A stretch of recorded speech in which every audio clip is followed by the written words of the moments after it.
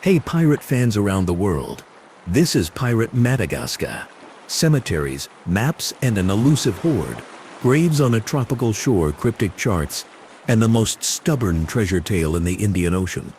What do the stones and maps of Madagascar really reveal? Pirate cemeteries on Madagascar are real. Old charts do point toward hidden caches, and this story places both on the table. The plan is simple. Test the evidence. Follow the clues anyone can understand, and show why a hoard keeps slipping through careful fingers. Viewers can expect a close look at a weathered headstone that carries a maritime symbol many misread, a map with bearings that bend in ways a coastline no longer matches, and a calm step-by-step walk through a controversy that once made headlines and then quietly unraveled in a museum. Evidence comes first. Myths get a friendly cross-examination, and voices from local communities and historical archives will sit side by side, so the picture is fair and complete. Before you get comfortable, take a moment to like the video and subscribe, but only if you really enjoy and want to fall asleep with pirate stories whenever you want. Why Madagascar? The short answer arrives with the way the sea itself behaves east of Africa. The Indian Ocean squeezes between mainland and island to create the Mozambique Channel, a fast highway of current that ferried merchantmen, privateers and pirates through the 17th and 18th centuries. Ships coming from the Cape of Good Hope toward the Red Sea and India counted on prevailing winds and a pattern of eddies that could be read like a slow-moving clock. Madagascar, long and high, broke the ocean into lee shores and calm anchorages, ideal for careening a hull, taking fresh water, and waiting for the right prey to hove into view. Its eastern inlets offered shelter from sudden squalls. Its northern capes looked down on the channel like sentries, safe coves, steady trade lanes, and currents that guided the unlucky into ambush. Those three reasons drew sea rovers here, and they kept them here long enough to leave trace, rumor, and in a few places they're dead. As for the hoard itself, the phrase is used plainly. Gold and silver coins of many mints, bullion melted down from captured cargo, gemstones traded across the Indian Ocean, and more unexpectedly, valuable goods such as ivory, fine textiles, and even papers, charters, bills of lading, promissory notes worth money to the right buyer. In other words, not only shiny discs, but portable wealth in many forms. On a low rise under coastal trees, a small cemetery faces the water. The sea breathes in and out below the roots, and the stones tilt like ship masts caught in slow motion. This is where visitors often begin, because a graveyard feels like proof you can touch. There are flat slabs of coral limestone, some worked smooth, some left rough. There are headstones with chiseled borders and occasional iconography. A few carry a skull and crossed bones, but the symbol seen in place is not a cartoon of pirate flags. It belongs to a much older language of mortality, a memento mori as common on European gravestones as in seafaring lore. Here, those motifs mingle with crosses, anchors, and simple initials. The layout shows small groups of graves with gaps between, a clue that suggests family clusters or shipmates buried near one another. Inscriptions weather in the salt air. Many are barely legible, and some were always spare to begin with. A name, a date, a place of origin. When a story claims a headstone confesses where treasure lies, caution is healthy. Cemeteries can tell who gathered, when epidemics struck, and how maritime symbols carried across cultures. They rarely tell the location of a chest. What they do offer is network and presence, an English surname beside a French given name, a date that matches an outbreak noted in a ship's log, a style of carving known from a dockyard 2 oceans away. Those are real clues, quiet, grounded, and honest about their limits. And among these stones, 2 or 3 always pull attention. One bears an anchor flanked by small rosettes, and a line of letters that look like a code until the mind relaxes and recognizes a thinned-out phrase in broken French. Another shows the infamous skull and crossbones, cut not with swagger but with care, a reminder of death that could fit any early modern cemetery from Dublin to Barbados.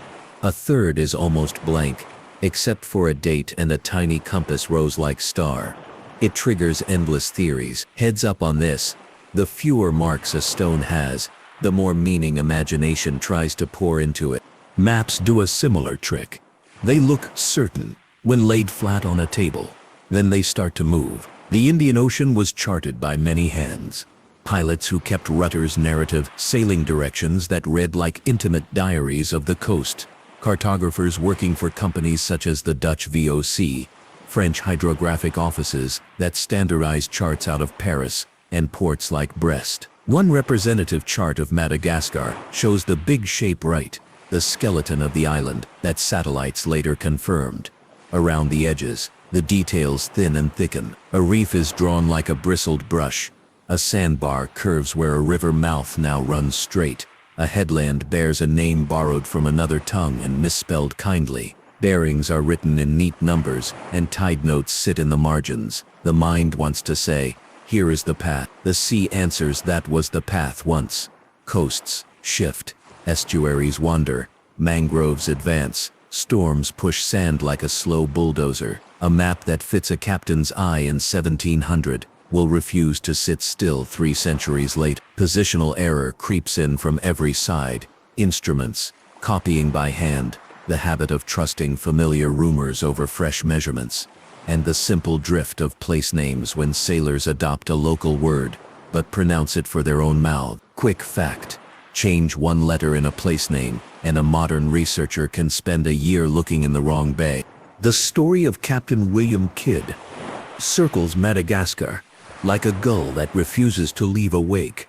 Kidd's voyages, contracted under letters of marque and later condemned as piracy, intersected with the Western Indian Ocean at the turn of the 18th century. He operated where trade fattened and protection thinned. Madagascar enters his tale because anchorages among its coves allowed ships like the adventure galley to careen, refit and resupply. After his arrest and later execution in London in 1701, rumors multiplied, coins bearing distant mints, a bar of something bright, a chart that hinted at a cache near a familiar inlet. Each new claim revived the idea that Kidd's fortune still whispered from island sands. In calmer light, the documentable links are more modest. His routes put him near Madagascar. His need for refuge made use of its inlets, and interactions with local leaders would have made that stay possible. Artifacts claimed in his name have often come wrapped in excitement and unwrapped into ordinary metal, misplaced context or untestable stories. Experts tend to accept the geography and the logistics. Yes, Kidd could have put in there. Yes, careening made sense. Yes, a temporary store of goods could have existed. They reject detail that rests only on wishful reading. A map copied in the 19th century that claims to be a Kidd original. A piece of metal pulled from a beach without a clear chain of custody. The Kidd case informs the elusive Hoard narrative by teaching a double lesson. Everything about Madagascar and pirate logistics makes a temporary stash plausible, and almost everything that turns up with a fanfare dissolves under basic checks. Another figure leaves a cipher-shaped wake. Olivier Levasseur, remembered by the nickname La Bouse, the buzzard. His legend lives on a scrap of paper, said to contain a cryptogram tossed from the scaffold at a French colonial execution. The island of Réunion holds the center of that tale. Yet the roots that grounded it crisscross the Western Indian Ocean, touching Madagascar, the Seychelles and the Mascarene Basin. The cipher itself has drawn patient minds for decades. Grids, acrostics, coordinate games and simple substitution ciphers, each proposed as a key. Pieces of the story have weight, real careers, real captures, real hanging. Other pieces were layered later, like posters glued over posters, until the wall looks thick. The overlap with Madagascar is not a firm arrow pointing to a chest under a tamarind. It is a reminder that ships, crews, and loot did not belong to single islands. They belong to a mobile economy. Why do ciphers and coded maps persist in Indian Ocean treasure lore? They satisfy a need for a final solvable secret, in a world where most secrets were practical. Who to bribe, where to anchor without being seen, how to trade captured goods without attracting the wrong kind of attention. A cipher promises that patience equals gold. The sea knows patience often equals a good night's sleep and safe passage. Consider the hands behind the maps. Many of the best surviving charts were drafted in bureaucratic rooms, a long sail from the waters they described. A state hydrographer, who never rode out a cyclone inland from a Madagascar inlet, could still fix a coastline by compiling reports. Company cartographers stitched observations made by pilots who sailed not for science, but for wages. Copying introduced errors. Copying also hardened rumors into features.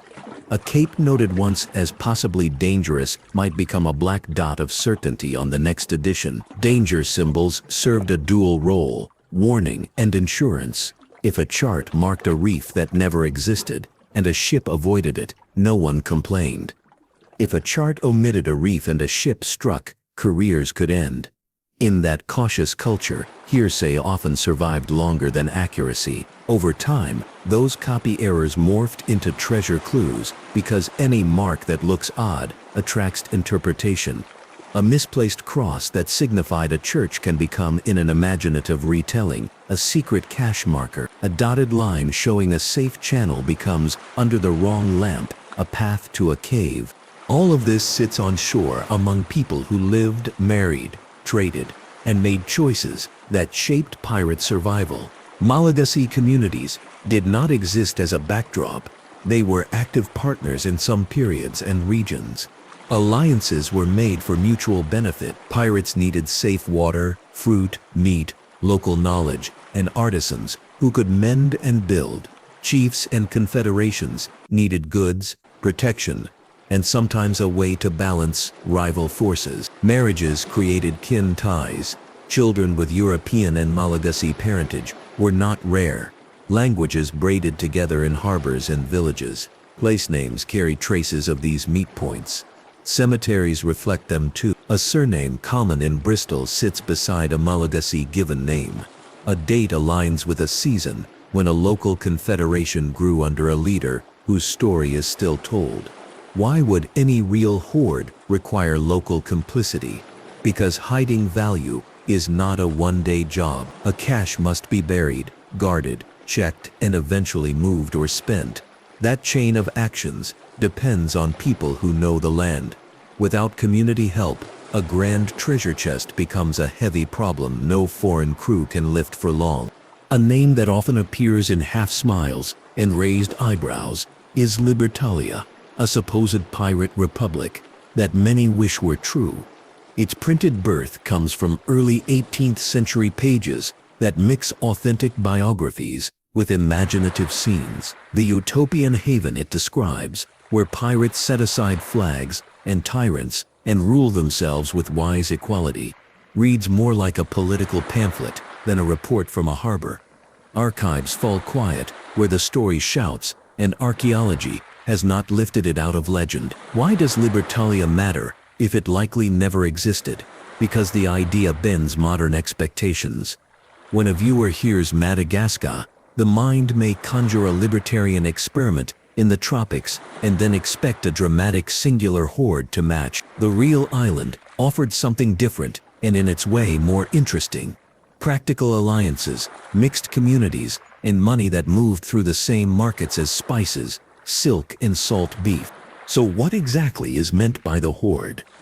Imagine the spoils of the Indian Ocean trade world passing through a ship's hold. Spanish silver reales from the Americas, paid out in Manila and reappearing in Asian ports.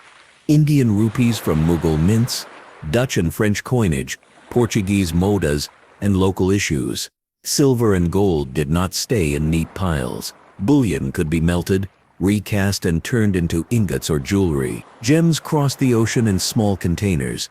Diamonds, rubies, sapphires, sometimes pearls, each worth far beyond their weight when carried to a buyer with coin in hand. Add to this the goods that modern treasure tales skip, but captains prized. Bales of cloth, particularly Indian textiles, that commanded strong prices, ivory tusks, spices, fine metalwork, and even paper. A set of bills of lading or a letter promising payment could be as valuable as a handful of coins if presented in the right city to the right office.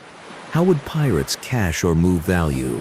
Heavy, Noisy chests belong more to legend than to good sense. Value tends to break down into smaller units, jars buried in dry sand within a known number of paces from a fixed tree, cloths sealed against damp, metals hidden near fresh water so the crew could return without carrying barrels. Concealment patterns cluster near anchorages and reliable streams. Logistics matter. A chest of coins is manageable. 10 chests are a liability, especially when cyclones visit and crews need to run light. Weight forces choice. The smartest caches are portable and layered. Part hidden ashore, part held on a consort ship, part traded fast to convert loot into supplies and local goodwill. When people picture treasure, they picture gold. In practice, they should also picture cloth and promise. Clue hunting today means layering old charts over new coasts. And it begins with admitting the shoreline has shifted. Coastline change, driven by sedimentation, sea level variation, and mangrove growth, means a beach drawn long ago might now be a muddy inlet. Modern tools help, but they cannot resuscitate a headland that storms shave to a stump. GPS gives precise positions, satellites add contour, tidal ranges can be predicted with accuracy. The art is in translation. Triangulation from headlands and reefs is simple geometry. A navigator notes from point A bearing northeast by east 6 miles to a sandbar, then steer east to pass a reef shown by breaking water river mouth ahead. If point A has slumped and the river mouth migrated, the original triangle contracts or expands. Identifying mismatch to toponyms is another careful step. A place name pronounced in a European style might be a softened version of a Malagasy word, and a researcher must listen for the original shape. A focused mini demo. An old bearing says from Cape Saint something, steer NNE until you see the twin palms on the headland. Then turn east half a point for 2 leagues. Modern translation needs a cape that fits, an allowance for twin palms that no longer stand, and an understanding that east half a point is a fraction of a compass division not used today. Convert leagues to nautical miles, adjust for likely compass error and draw an arc. The resulting search box may sit partly on land that used to be sand and partly in shallow water that used to be land. That is where a careful dig or dive starts, not where a chest must be. Now to the expeditions and controversies, the part that invites headlines and then demands patience. Over the years, teams have announced discoveries around Madagascar's coves and islands. A bar lifted from the sea gleams like silver. It travels to a museum. It receives tests. The story shifts. Officials weigh in. Conservators measure alloys. Statements are amended. This cycle teaches something essential. Verification is not a buzzkill. It is the difference between a souvenir and a find. Conservation standards exist because the moment an object leaves its context, data is lost. A chest moved from a layer of sediment. Without recording that layer's chemistry loses its date. Salvage aims for speed and sale. Science aims for knowledge and preservation. It is not that one is always wrong and the other always right. It is that their goals in the moment rarely align. Lessons learned from these episodes now shape how researchers read the cemetery and the maps. A skull and crossbones on a grave is not green light for a spade. A dot on a chart is not an arrow. If an object appears, it must be documented with its precise location, photographed in place, and then tested by a lab that has no stake in a dramatic outcome. Calm process protects real story. A calm process also diffuses myths that linger because they are fun to repeat. 4 deserve a friendly debunk. First, the famous X marks the spot. On practical maps, X marks many things. 10 degrees, a temporary camp, a wish. Treasure charts with bold X's tend to be late fakes or harmless doodles. The alternative is a pattern of bearings and distances that point to a place without shouting. Second, the evergreen skull and bones. On graves, the motif means mortality, not membership in a pirate club. It appears in churchyards across Europe and the Americas and signals the blunt truth that life ends. Third, the omniscient master map.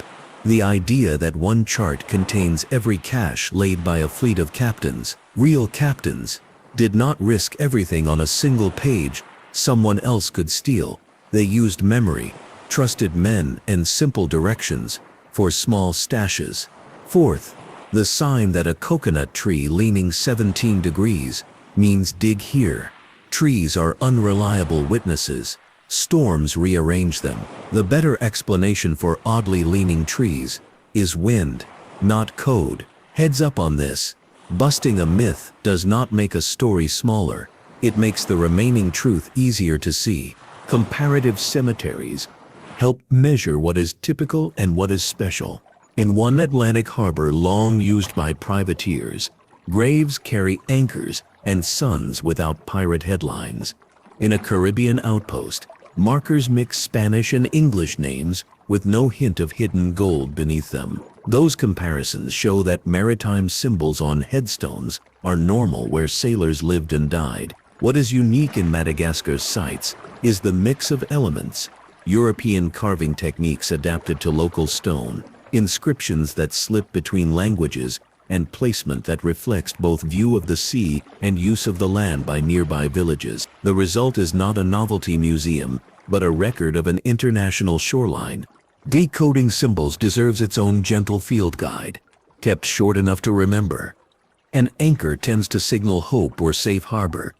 In Christian art, on seafarers' graves it can also simply mean this person worked at sea. A compass rose can measure the idea of a life steered correctly. It can also be an artisan's flourish.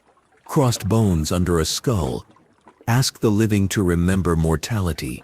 Ropes, knots, and shells can hint at trades. What symbols do not mean a skull by itself is not a guarantee of a pirate's burial, and an anchor over a line is not code for bearing and distance. When a mark looks unfamiliar, ambiguity is not failure. It is honesty.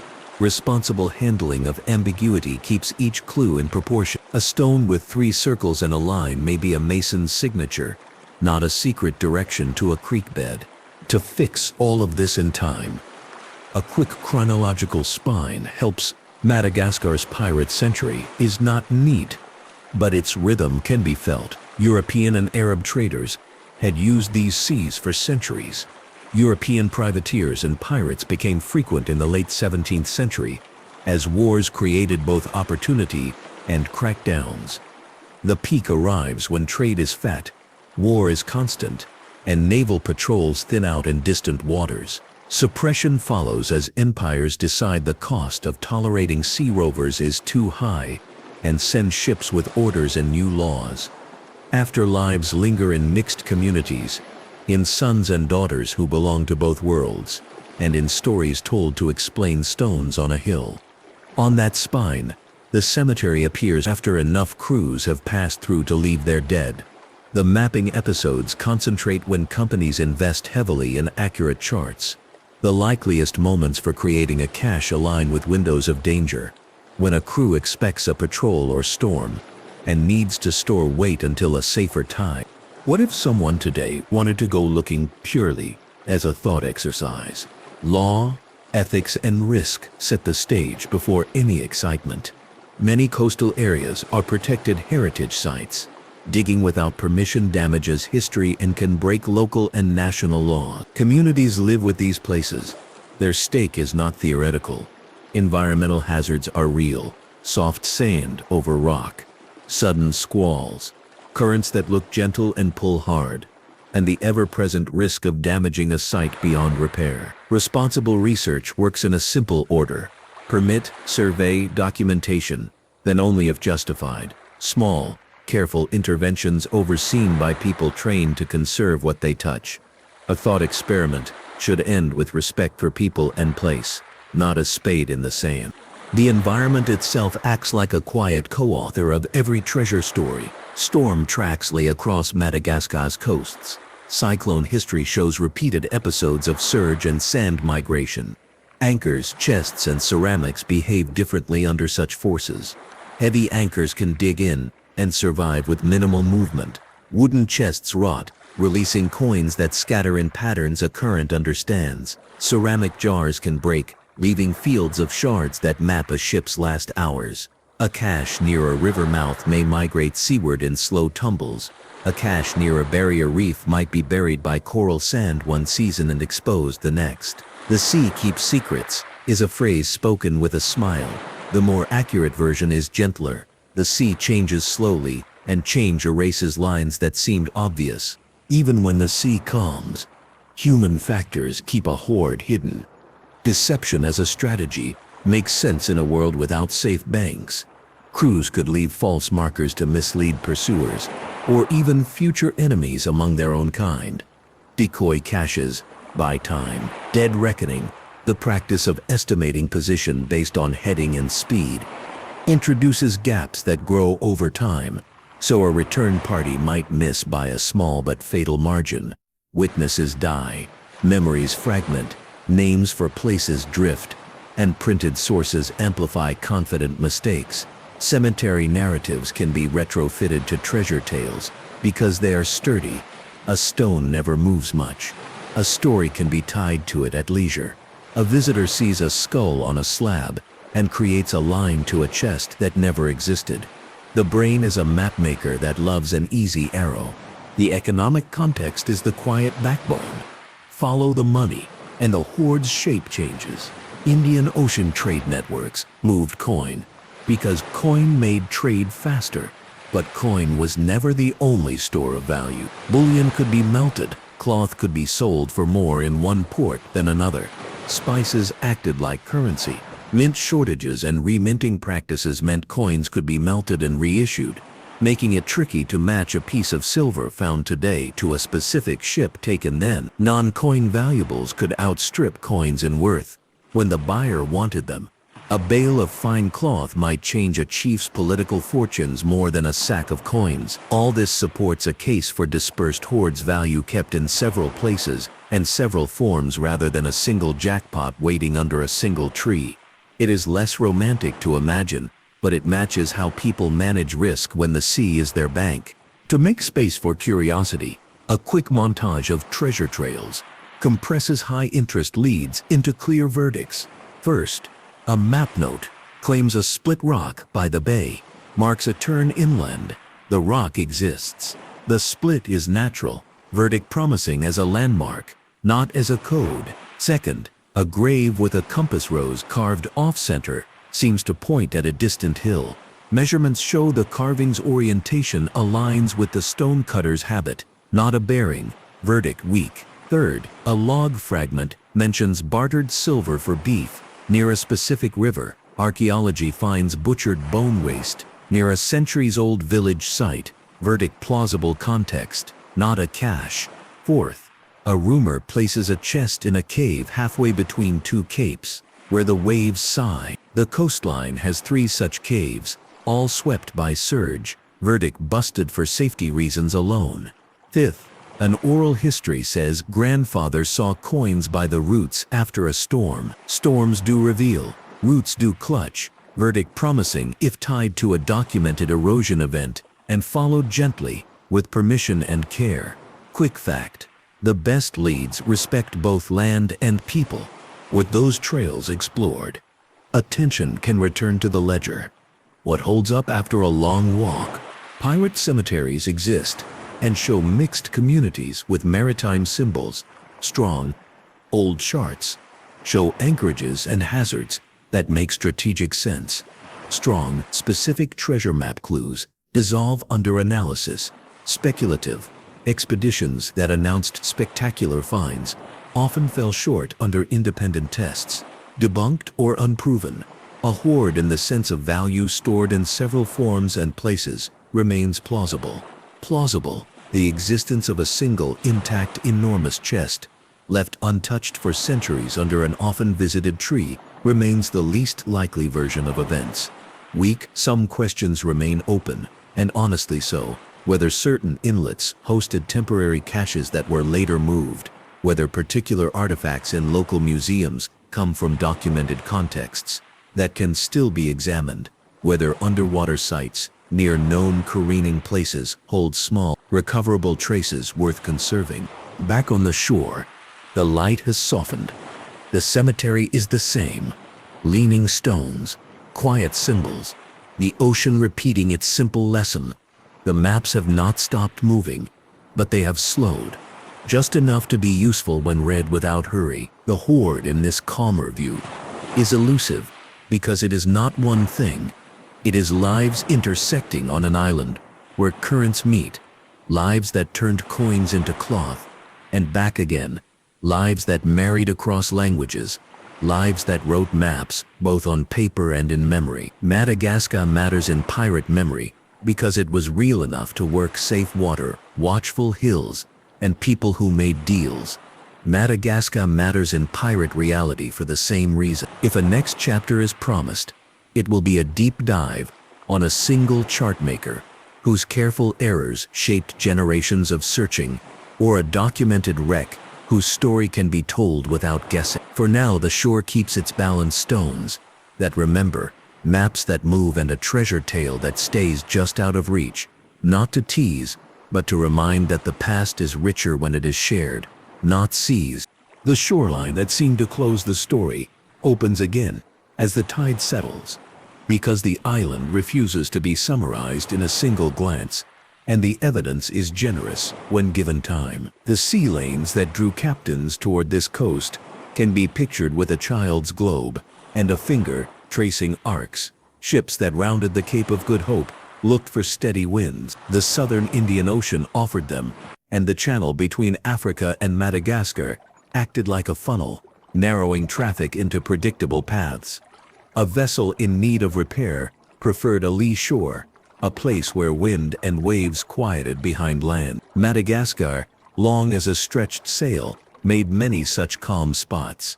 The land in return asked for nothing special: fresh water from a stream, fruit from nearby groves, wood for fires, and a place to roll a ship on her side and scrape the hull clean. That practical exchange, safe anchorage for careful behavior, built the pattern that would leave graves, stories, and the rumor of a hoard. A visitor walking inland from one quiet cove reaches a cemetery made of simple stones.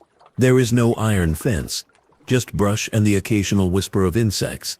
The slabs lie thick where the ground runs highest. Downslope, sand begins to win. Names are shallow, some letters are barely more than scratches. A caretaker from a nearby village, who keeps the path clear when the grass grows, offers this. People point at the skulls and say the word pirate. The bones do not argue, but the stones speak more languages than the skulls do. He smiles, and his words hold a small lesson. The symbols that visitors love to photograph carry many meanings, and the context matters more than any single mark. When an anchor appears above a name, it might say sailor or hope. When a simple cross is chiseled into coral stone, it might echo a European tradition, or it might be the best way a local mason knew to represent a life and a faith told secondhand. A compass-like star can be decoration, a flourish, or a symbol chosen because it felt right to the family that paid for the work. The cemetery gives honest answers about presence and memory and keeps quiet about hiding places. Close by, the discussion returns to maps, because maps try to turn stories into lines, and lines can be measured. A pilot's rudder from long ago reads almost like a bedtime story told by someone who remembers every shoreline by its smell and color. Keep the eastern cape to starboard until the sand takes a reddish tone. That is the river that turns shallow. In modern words, this means look for a change in sediment color. It marks a freshwater mouth. But rivers in sandy countries move. They shift their mouths after heavy seasons, and mangroves feed on that opportunity, expanding like a slow green tide. A chart drafted in a company office far away might copy that rudder, convert reddish sand into a symbol, and add a caution about a shallow bar. The next edition might copy the caution, but drop the note about the sand color. Later, a searcher might see a symbol for a shallow bar, where none exists, now, and think it is a hint placed by a clever hand. The truth is simpler and kinder. People doing their best to save ships copied what they heard and what they saw, and time changed the coast underneath their efforts. Quick fact: if a chart shows a danger that no one has ever hit, it can still be a true chart, because the warning itself made sailors steer wide. A slow step-by-step demonstration of translation helps the mind settle. An old note says, "From the cape like a crouching ox, steer northeast by east for 3 miles to the outer bar. Keep the twin palms lined until the right-hand reef breaks white. Then turn to east for 2 miles to the cove with the stream." The shape of a cape that looks like an animal is friendly to remember and hard to match after centuries, because cliffs slump and trees change the outline. The bearing northeast by east belongs to a 32-point compass rose. On that rose, northeast by east sits 1 point east of northeast, a narrow slice. 3 miles could be sea miles of different lengths depending on the mapmaker's habits. The outer bar is a sandbar off the river mouth. The twin palms are tall today and gone tomorrow if a storm takes them. The reef breaking white is a cue that survives if swell patterns remain. The instruction to turn east for 2 miles to find the cove with the stream depends on the stream still meeting the sea in that cove. If the stream now arrives farther down the beach, cove fooled people who did not know it had moved. Triangulation corrects for some of this. A modern researcher draws one line from the cape at the right bearing and another from a fixed rock known to stand through time. Where they meet, a search box begins. A drone, a handheld GPS, and a tide table complete the toolkit. The work is not romantic in the old sense. It is patient and in its way, more satisfying. With patience established, the narrative returns to Captain Kidd for a gentler profile than legend grants. His career, viewed without theatrics, belonged to a world where governments handed commissions and then regretted the political cost. Letters of marque made private war legal in a narrow lane. Step a foot outside, and the same act became piracy in the courtroom. Madagascar entered the story because it sat where money moved and law thinned. Kidd's need to keep his ship seaworthy brought him into the shelter of coves, with clean sand for careening and streams cold enough to keep crews healthy. His choices, made at sea under pressure, cast long shadows in pamphlets and at trials. After his death, the idea that a portion of his wealth lay hidden somewhere in or near Madagascar grew because it solved a riddle people liked. What happened to all that value? Serious minds note that much of it was spent, traded, lost, or seized, because money moves faster than stories. Even so, the island's combination of shelter and traffic made it a logical place to leave something for later. Logical does not mean the same as proven, and that distinction separates a calm tale from a breathless one. La Bouza's cipher tale invites a different calm.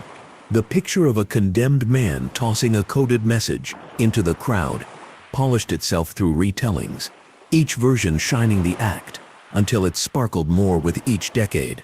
Codes attract problem solvers. The systems proposed substitution alphabets, grid transpositions, pictograms, have a charm that can be explained to a child with paper and pencil. A historian of cryptography offers this gentle reminder: a code that works once in a novel must work for every line in the document if it is real. Many proposed keys solve a phrase or two beautifully, and then need a new rule to explain the next sentence. That is a sign of wishful thinking. The Indian Ocean knew real codes of a more ordinary kind. Arrangements whispered between agents, signals worked out in advance between ships, and a promise that a certain flag meant a certain intention. Those codes rarely leave pretty papers in their wake. They leave quiet success. Cartographers with steady hands and cold lamps connected all these movements. A company cartographer compiling reports believed in layers. A pilot wrote a margin note. The cartographer added it, sometimes with a small qualifier, sometimes as a hard mark. If the office preferred certainty, the cartographer's boss wanted a product that kept ships safe and kept the company out of court. So the mark leaned toward caution. That is how a dot travels from a comment to a feature. When a later reader looks for treasure, that dot can be mistaken for a secret, especially if it sits near a cove, now known by a name that sailed in from Europe. A historian of maps notes that some of the most persistent errors traveled the farthest because no one wanted to be the person who erased a danger and was wrong. In most cases, the error did not sink a ship. It just made the passage slower. That inertia is how myths find a home on a chart that never intended to shelter them. Back on land, communities tell stories that combine maritime life and local politics. Pirate crews bought food, traded goods, and sometimes married into families, which turned a temporary anchorage into a place where children learned multiple languages and customs, rubbed against each other until they fit. A grandmother in a coastal village tells the same story every year on a festival day about a man with a beard like driftwood who brought a fabric so soft it made neighbors gasp. She laughs as she says it, because the fabric matters more than the man's name. This kind of story explains how a bale of cloth could be worth more in practice than a sack of coin in certain seasons. It also explains how a cache could be safe in a grove because a family agreed to watch it for a price. Any real hoard in such a world would live only as long as it served many people and did not attract punishment from a distant governor. The name Libertalia returns as an example of how printed pages change expectations.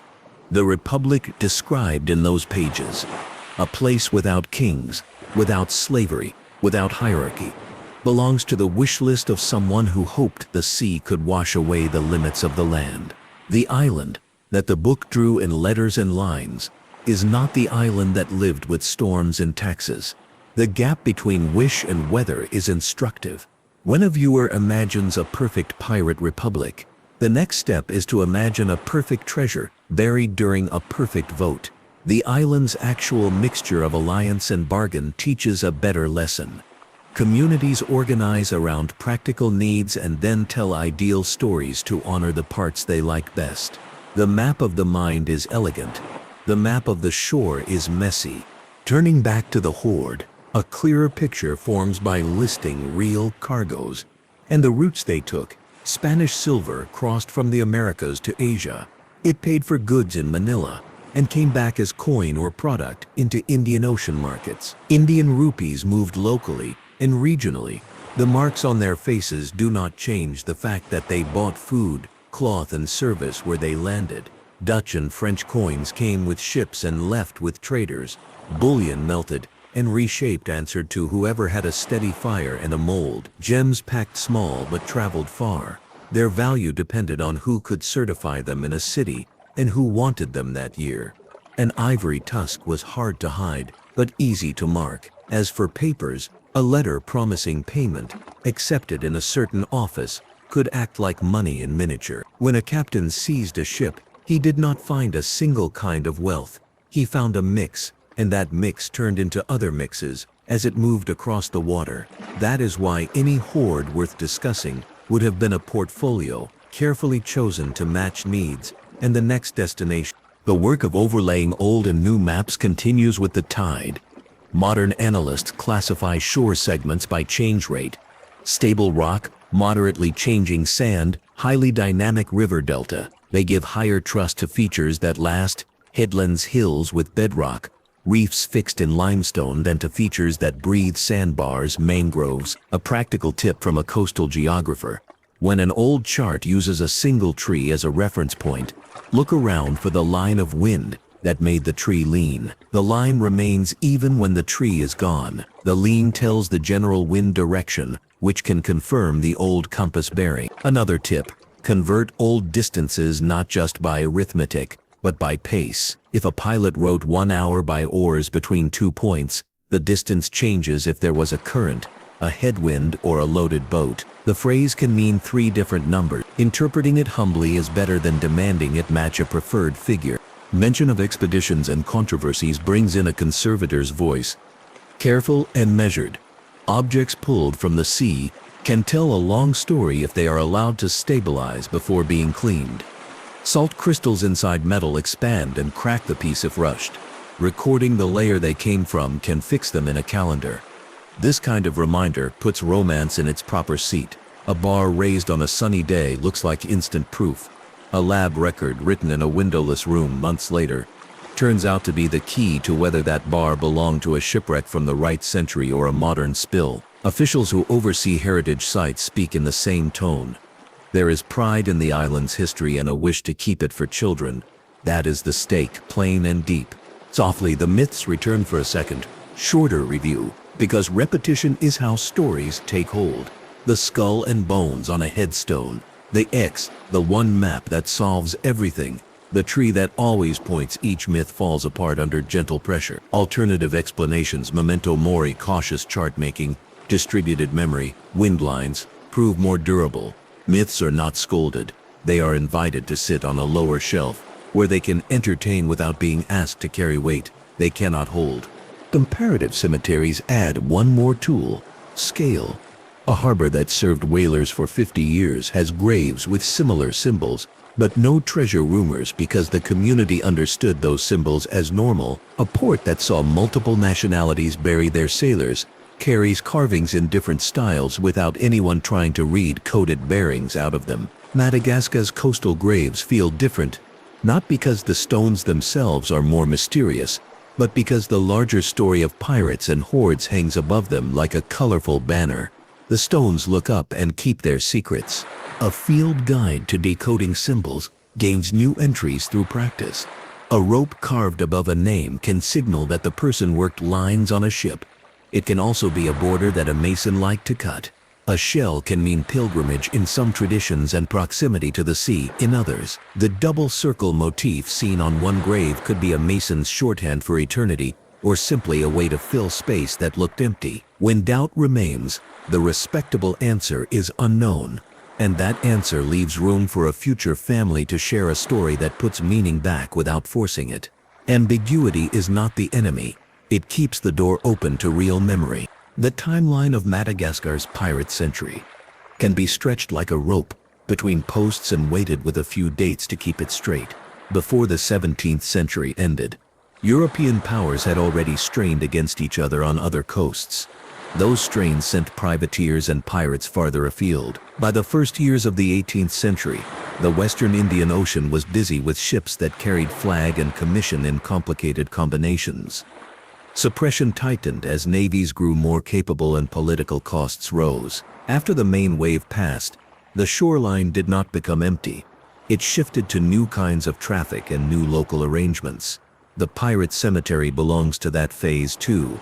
Burials continue until the community wears a different shape, then stop when the community changes again. The map stories track the same way. Company interest peaks and fades with trade priorities. The best moments for burying or moving value align with crisis. War news, storms, famine, and those crises can often be identified in multiple sources now.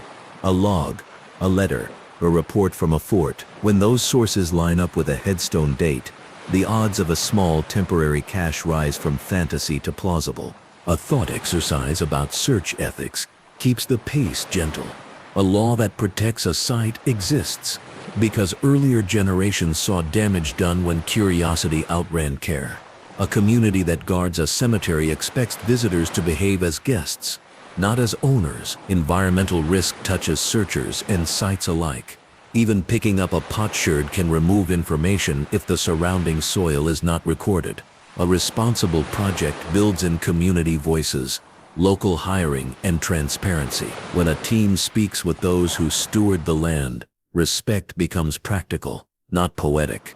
Storms and oceanography re-enter the story because the sea leaves fingerprints everywhere. Cyclones lift and drop sand in sheets. Currents pull small objects until they settle in predictable hollows. A diver trained to read those hollows can sometimes find a scatter of heavy items that fell together. Coins near a buckle, nails near a plank, shards of ceramic near a cooking tool. A cache hidden onshore has a different fate. Roots crack containers, animals dig, and flood water can move a jar far from where it was first placed. A gentle rule of thumb says that the heavier the object and the more sheltered its setting, the more likely it is to stay near its original spot. The lighter the object and the more open the setting, the larger its travel radius over time. Knowing this narrows the search areas without pretending certainty. Human strategies keep returning because they are where the story breathes. Deception worked because it did not have to fool everyone forever. It only had to buy a day, a week, a season. A false marker, one hill over, wastes a pursuer's time. A decoy cache, lighter than it looks, satisfies a quick search.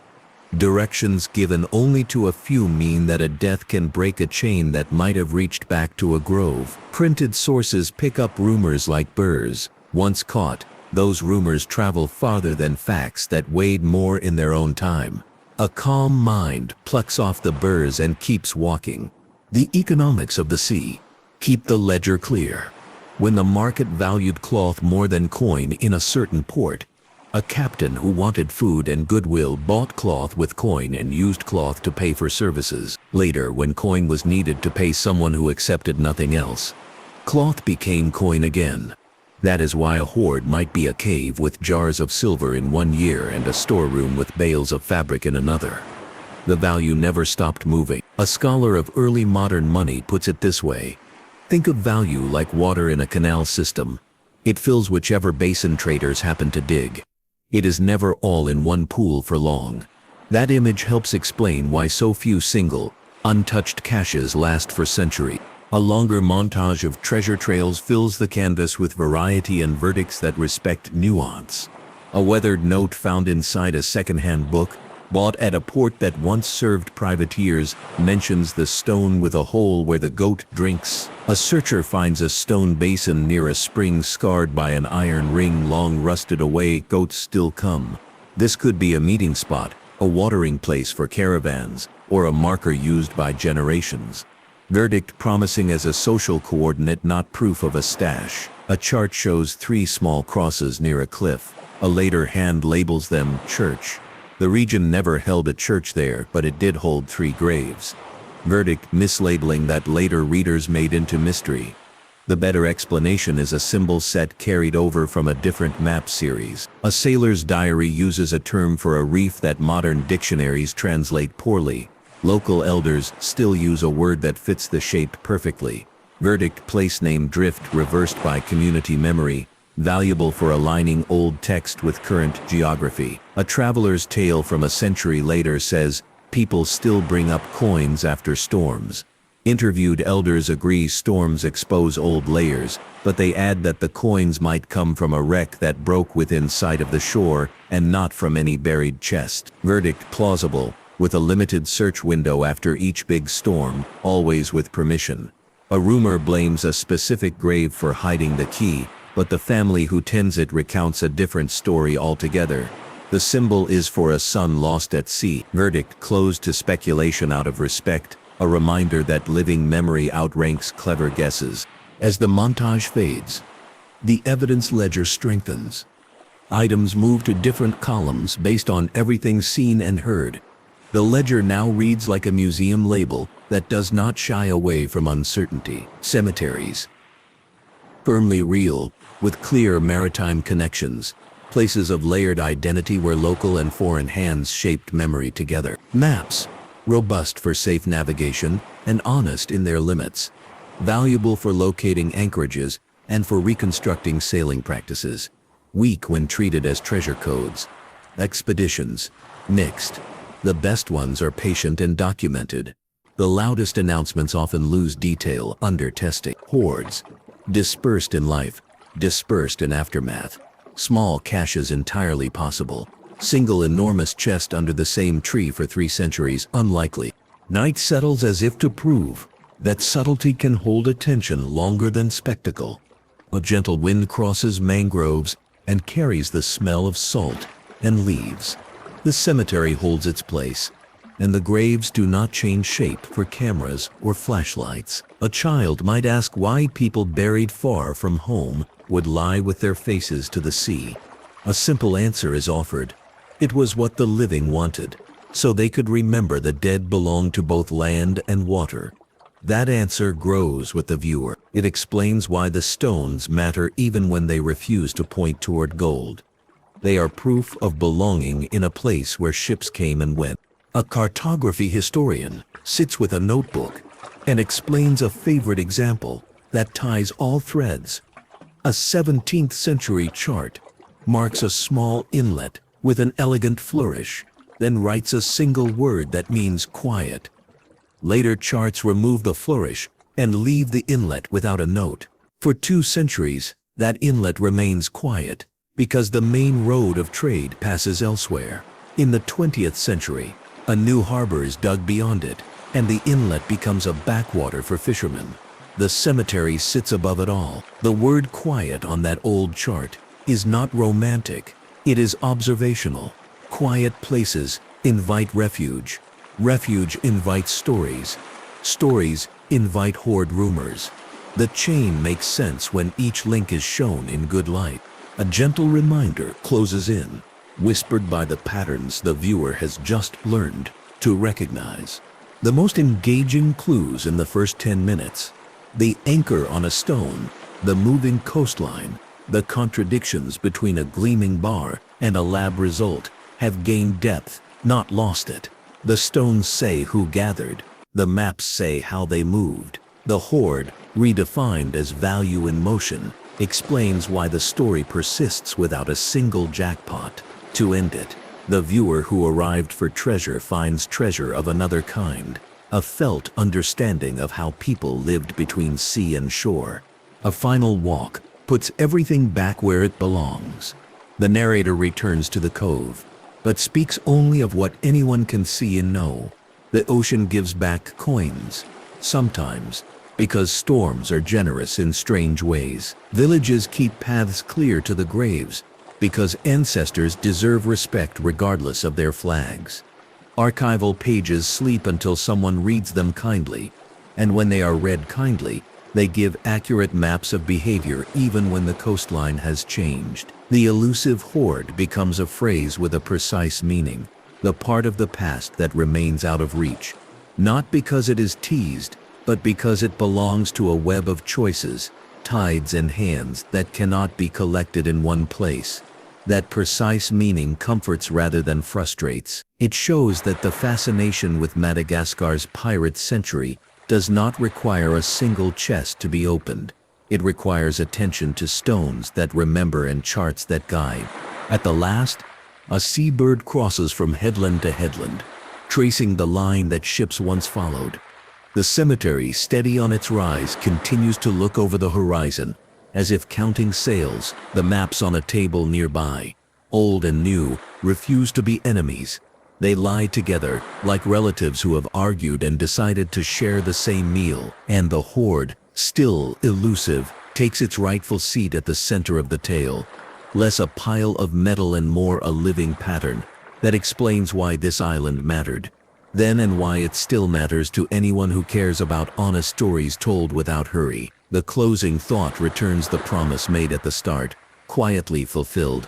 What the stones and maps of Madagascar really reveal is not a single spot to dig, but the shape of a world where risk, refuge, and relationship decided the fate of every coin, every chart, and every life that came ashore.